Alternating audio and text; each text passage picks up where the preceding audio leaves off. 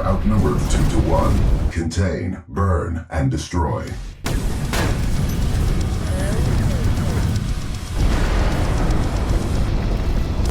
They just put a stupid thing on.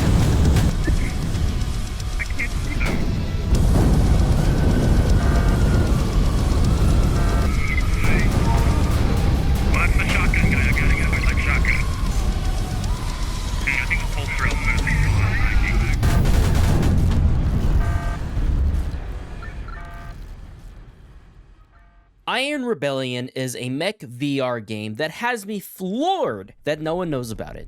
Oh, dude! No, wait.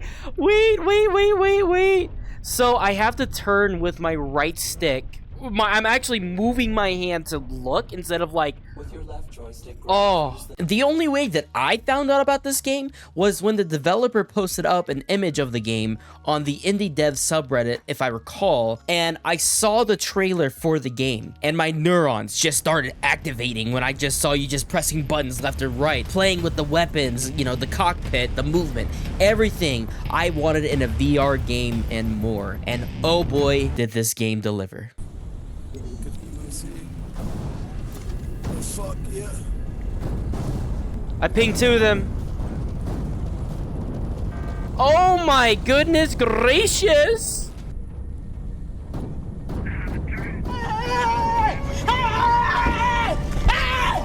Why are you running? Why are you running? Why am I getting blown up in the middle? This is bullshit. Oh my god. The first surprise for me about this game was seeing how interactable the mech was. When you first start in the tutorial, it shows each button has a specific role to play in the cockpit and in the mech. From getting your HUD up and getting your mech moving, controlling the mech with the joysticks, adjusting said joysticks to your liking, a seat warmer, please add it, it'd be pretty funny, selecting which weapon to fire, and all of that was enticing to see which button did what for the mech. Let's go, sprint, dash, yeah. Oh, dude, yeah, I'm token. Oh, shit. Not to mention the slew of details in the cockpit and the mech really adds to the whole experience to make it very, very immersive. When you walk around, you start like stomping, right? Normally. Your cockpit actually moves and the wires stay put in some form of manner, and then sometimes they move. And I think it actually takes the cake in terms of the best immersive experience I've ever played for VR, aside from maybe Into the Radius, but that could be very debatable. When I say it felt like I was actually in there, inside the mech controlling it, I'm not joking. It has this immense, immersive, and impactful feeling to it that, unlike some other games, made me feel like it was believable. Like, I was actually in Iron Rebellion's world, and I believe it's because of how immersive it is. And for example, on the top right, you can see the radio frequency with some buttons below If it. you look at the top right, it does say world. That's the chat that we're currently on, at least. Oh, So wait, there's can you also change team that? chat. Oh yeah, look at Yes, top you can. right It's the of top your mech. Yeah, it's AB. Which top Oh, it's right? AB? Hello? Click so if it's Oh, so that entire time I was talking to other people, I was talking to the enemy team too?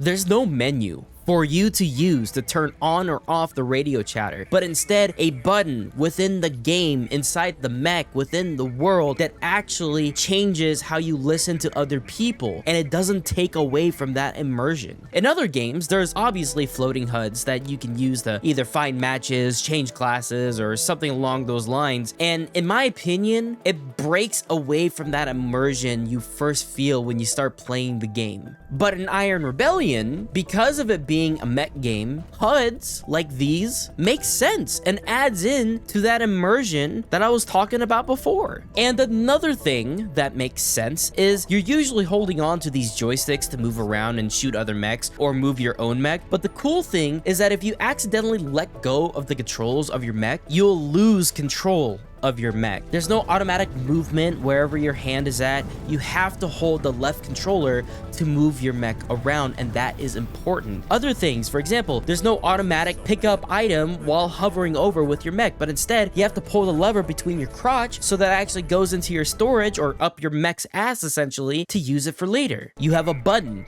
to self-detonate to respawn if you need to. It's in the mech. You have a healing menu where you need to pick up a section on screen, put the mech into safe mode, which will slow down your mech and turn every light off in your mech until you heal it with a pull of a lever. Those little details of actually manually using said items in your mech makes me feel much more immersed because it's part of the world. It's not a simple HUD that pops up for you to use. Instead, it's a HUD in a mech that you manually can press buttons on for you to feel satisfied that you pressed that button to use said score streak. At this point, you might as well call your mech a bop it. Which, by the way, I didn't even get to the damn gameplay yet. I'm just talking about what you do in the damn mech. What can you do outside the mech though? Let me tell you, the gameplay is as smooth as butter. There was a new update that just came out, which they added in augmentations, loadouts, mech score streaks, and when they all add them together, man, it is satisfying to shoot other mechs and destroy them. The one we want is like a long range.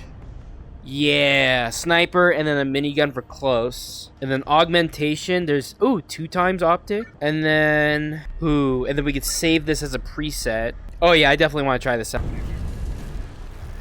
If I was to reference the gameplay to anything, I would say it's a mixture between Titanfall and Armored Core with some good Hawken as well, and it's all just collected together into what we have right now. But I'm gonna simplify it for y'all. There are 6 mechs to play around with, each with their own different special abilities, and each mech can choose between 2 weapons which vary on damage, fire rate, projectile types, and obviously style, which obviously these mechs look fucking sick. Then comes in the augmentations, which essentially are perks for your mechs to use, similar to perks in like Call of Duty, for example. And the other thing is that each mech have their own size, speed, and defenses that you can choose from. Now, the mech I main is called Breaker, which it has an airstrike mode and a breaker mode, which allows you to have infinite gas for you to be able to sprint around for a long period of time or fly. The movement for this game is phenomenal. Very quick, responsive, and I can now Tokyo drift with a mech, which I think is everyone's wet dream, right? I can't be the only one who wanted to pilot a mech like this, where you drift around a corner, shooting God knows whatever caliber size that's bigger than Eddie Hall ×2. Not to mention that if someone decides to EMP your ass, you actually have to reboot your system by pressing switches to get it back up into the fight. Everything for gameplay, it's amazing. It's all, I can't even describe it. Now look, I will say this. I don't want to ride the game as much as I am already, but I want to say that it's amazing what they have done with this game over the 8 years that they've been developing this game. It's just pure awesomeness. And there's other things about the gameplay too. Obviously, there's game modes like Conquest, Uplink, and my personal favorite, TDM. I enjoy TDM, but now it's time to talk about the flaws of the game. Now, the first thing I notice is when you press the HUD, it's not as responsive, or it gets in the way of what you're trying to press, like you're fat fingering a section on the healing panel, and it's not fun to do that because you're trying to heal the one that says 0, but you're healing the one that says like 95 by accident. Somehow, in some way, you fat finger that, and you're like, damn, all right. And I feel like it can be a little better in terms of sensitivity for that. And it's the same thing with like the main menu or the menu buttons, where sometimes it's difficult to press the button fully unless you dig your controller all the way down into the desk in the game. It can get a little annoying at some moments like that. The same thing with getting a little annoyed of trying to figure out which team I'm on, whether you're red or blue or Empire or Rebellion. I can't remember what the team names are, but it can be annoying at first when you're trying to figure out which team you're on. Now, I don't know which one's Rebellion or which one's Empire for like the colors, but what I do know is that there's a way to find out in the HUD. When you first start up your mech, the HUD that showcases what objective mode you're playing, it'll showcase whether it be red or blue, and it'll tell you what team you're on based off of that. And then also, there's also a little colored bar on your mech that you can see to indicate whether or not you are on red team or blue team. And my last little gripe I have with the game is the map design is not really the best. Now, the only reason why I say that is because the map I played on TDM was fantastic for an arena shooter, obviously. It was great for the game mode, but when I played Conquest and Uplink, the other maps that I played around with, I didn't feel the same energy when I was playing on the TDM map. Obviously, they could work on that in the near future, making the maps a little bit better. Just personal opinion, I didn't like the map designs all too much. I did like the style of them though. They look sick, they look fantastic. Other than that, this game I think is a certified hidden gem that I'm glad to start playing now. And what's crazy is that this game has been available for quite a bit of time now. I don't know when they first released the alpha stage of their game, but they've been doing an 8-year cycle for this game, and I think it really paid off. But what are your thoughts on the game? And to any developer out there who does VR gaming and has played this game, how do you feel about the way it's designed? Let me know in the comments down below. I much appreciate the discussion. I always love talking about stuff. I'm a big yapper, and I hope that you enjoyed the video. If you did, press the like button. Also subscribe to the channel if you want to see more content like this. I'm also getting back into live streaming, so if you guys want to check out my live stream on YouTube, I'm going to be live streaming Friday and Saturday. But that's it for me, everyone. Deuces. Take care, everyone.